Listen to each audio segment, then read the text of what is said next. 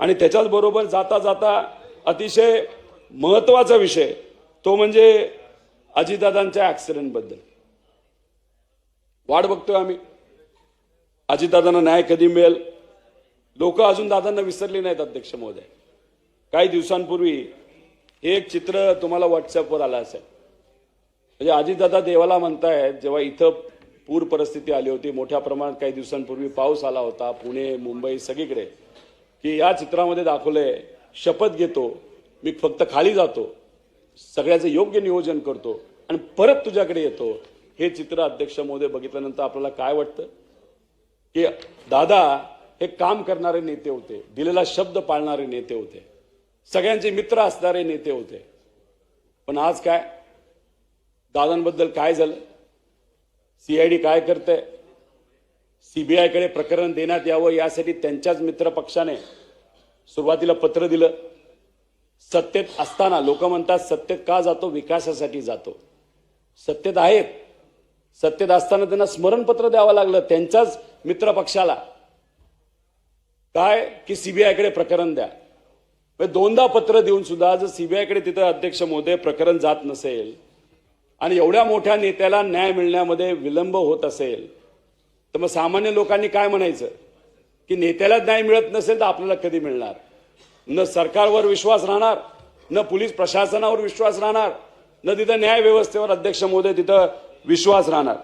माझं तर मत आहे सीआयडी कडे पण देऊ नका, सीबीआय कडे पण देऊ नका, ज्युडिशियल एन्क्वायरी करा. कारण ह्याच्यात जर खऱ्या अर्थाने तपास आपल्याला करायचा असेल तर तिथं आपल्याला चांगला एखादा पूर्वी जज असणारा व्यक्ती ज्याला ज्युडिशियल एन्क्वायरीच्या अंतर्गत आपल्याला जर जबाबदारी देता येईल तर नक्कीच त्याचा कुठं ना कुठेतरी तिथं अध्यक्ष महोदय फायदा होईल. मी अनेक भाषणं ऐकली अजितदादा असताना.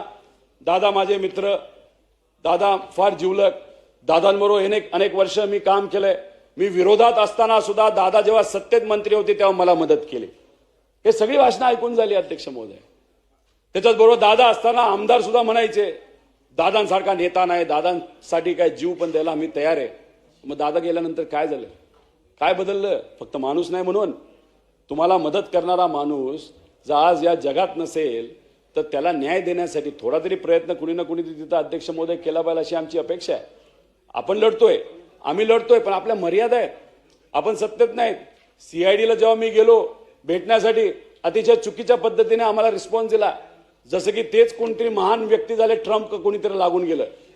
मग आम्ही विषय म्हणजे आमच्याकडे जे सगळे पुरावे आलेत ते पुरावे आम्ही त्यांच्याकडे दिलेत. हां, काही पुरावे आम्ही आमच्याकडे ठेवलेत, कारण जे दिलेत त्याच्यावर जर ते काम करत नसतील आणि उद्या जर थातूर मातूर रिपोर्ट त्यांनी दिला तर रिपोर्ट योग्य आहे का नाही हे दाखवण्यासाठी आमच्याकडे पण काही पुरावे त्या ठिकाणी अध्यक्ष महोदय ठेवावे लागतील. अरे पण आम्ही सगळेजण आमच्या मित्रांकडनं, आमच्या चांगल्या पत्रकारांकडनं, काही माजी अधिकाऱ्यांकडनं इथून तिथून आम्ही कशी तरी माहिती काढतोय. मग सीआयडी त्या बाबतीत काय करते अध्यक्ष महोदय?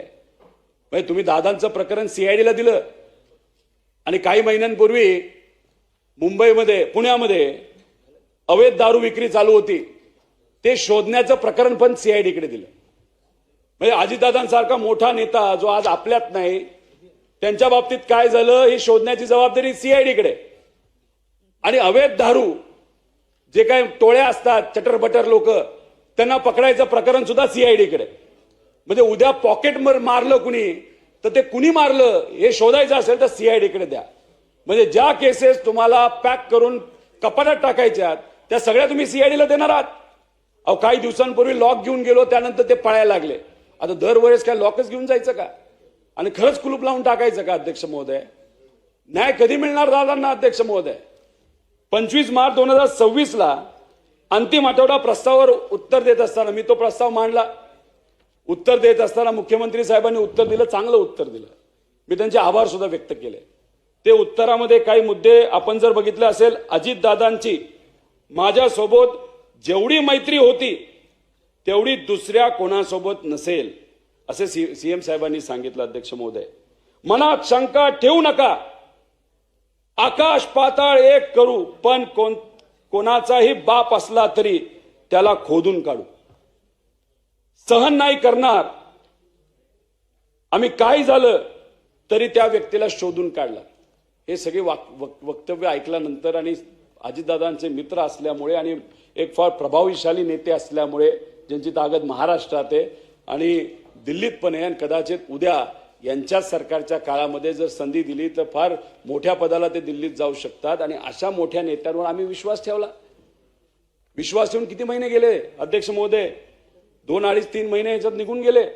काय झालं? ते म्हणले होते आठवड्याभरात अमित शाह साहेबांना आम्ही भेटणार आहोत आणि त्यांना सीबीआयच्या या प्रकरणाबद्दल आम्ही चर्चा करू. चर्चा झाली का अध्यक्ष महोदय? आम्ही तळमळीने मुद्दा मांडत होतो. एखाद्या वेळेस फोन केला असता, आम्हाला बोलून घेतलं असतं, रोहित तू आणि काही आमदारांनी हे मुद्दे मांडलेत, दादांच्या बाबतीत महत्वाचे आहेत, चल आपण चर्चा करू, मी भेटून आलो. अरे काहीतरी संवाद साधा. इथं आम्ही राजकारण करत नाहीये, जे काय गोष्टीत आम्ही मांडत चाललेलो आहे. आणि ह्या बाबतीत सुद्धा जर आमच्याकडे बघत असताना अशा दृष्टिकोनातून बघितलं जात असेल, आम्हाला विश्वासच घेतलं जात नसेल, अध्यक्ष महोदय योग्य नाही. आम्ही कर्नाटकात जाऊन 0 FIR केला, 0 FIR करून इथं आणून असं आम्हाला वाटलं की तो एक्सेप्ट केला जाईल. तो एक्सेप्ट न करता फक्त CIDला पाठवला, आणि CIDला पाठवल्यानंतर ते म्हणतात तपास आम्ही याच्यावर करणार नाही, आम्ही शहानिशा करू. म्हणजे काय? हे बघा अध्यक्ष महोदय, जर आज कुणीही एखाद्या महत्वाच्या पदावर असताना मित्राचं जर हे दुर्दैवी अशी घटना घडली असती आणि त्यांच्याच परिवारातला एक व्यक्ती माझ्यासारखा नाही तर त्यांचा जवळचा आमदार नाही तर मित्र जर इथं मुद्दे मांडत असेल तर त्यांनी आम्हाला बोलून घेऊन सुरुवातीला पहिल्या दिवशी FIR करायची आहे का? करून टाकली. कोणाकडे दिला? CIDकडे द्यायचं आहे का CBIकडे द्यायचं आहे? टाकून दिलं. चला काय चर्चा झाली? ह्याच्यात फॉलोअप व्हायला पाहिजे होतं ना अध्यक्ष महोदय. FIR नाही झाली, CIDकडे दिलं, CID गप बसले, गार बसले, CBIकडे अजूनपर्यंत प्रस्ताव अध्यक्ष महोदय तिथं गेला नाही. मग शंका येतात ना मनामध्ये की का कुणी काय कारवाई करत नाही, त्याच्या मागे खरंच काय आहे का? कारण का मला शंका आहे, मी 100% म्हणू शकणार नाही असंच झालंय. अरे शंका असल्यामुळे शंकेचं निरसन होणं महत्वाचं आहे. पण दुर्दैवाने आतापर्यंत अध्यक्ष महोदय तिथं कुठेही आमच्या शंकेचं निरसन झालं नाही, त्या तपासामध्ये कुठेही गेलं नाही. AIB तर झोपलंच आहे. 3-4 वर्षापूर्वी ऍक्सिडेंट झाले, त्याचे रिपोर्ट आतापर्यंत आले नाही. CIDकडे गेलो तर CID म्हणतं थांबा, AIBचा रिपोर्ट येऊ द्या. का 3 वर्ष थांबायचं? आम्ही एवढे काय दूधखुळे आहोत का? अध्यक्ष महोदय हे खरंच योग्य नाही. आणि अधिवेशनामध्ये हा परत मुद्दा मी घेणार नाही. नेत्यांसमोर मांडला, TV समोर मांडला, पण अध्यक्ष महोदय अजूनपर्यंत त्याला योग्य असं उत्तर या सरकारकडनं तिथं मिळालेलं नाही.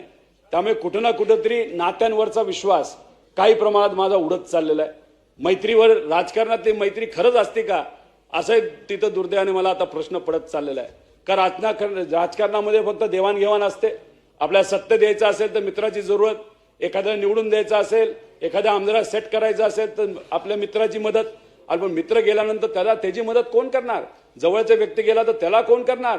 ज्या व्यक्तीमुळे अनेक आमदार निवडून आले ते सुद्धा त्यातले ठराविकच आज तिथे बोलत आहेत, बाकीचे का बोलत नाही? असे इतके प्रश्न मला तिथं मनाला पडत आहेत अध्यक्ष महोदय, ज्याची उत्तरं मला अजूनपर्यंत मिळालेली नाही. फक्त एकच गोष्ट इथं सांगतो की इथं तर न्याय मिळतच नाही. त्यांच्यावर प्रेम करणारे असंख्य कार्यकर्ते आहेत, असंख्य या महाराष्ट्राचे नागरिक आहेत. आणि आज ते जर असते तर ह्या ज्या काही अडचणी आल्या, कर्जमाफी जी आली त्याच्यात अटी टाकण्यात आल्या, दादा जर असते तर त्यात अटी नसत्या, असा विश्वास अध्यक्ष महोदय तिथं मला आहे. त्यामुळे योग्य वेळ आल्यानंतर मी नक्कीच याच्यावर बोलेल आणि योग्य वेळ आल्यानंतर आमच्याकडे जे पुरावे आहेत ते मी तिथं काढेल. पण दादांसाठी आम्ही सर्वजण आमचा लढा सत्तेत नसताना सुद्धा प्रामाणिकपणे अध्यक्ष महोदय त्या ठिकाणी मी करत राहील, एवढंच या ठिकाणी आपल्याला सांगतो.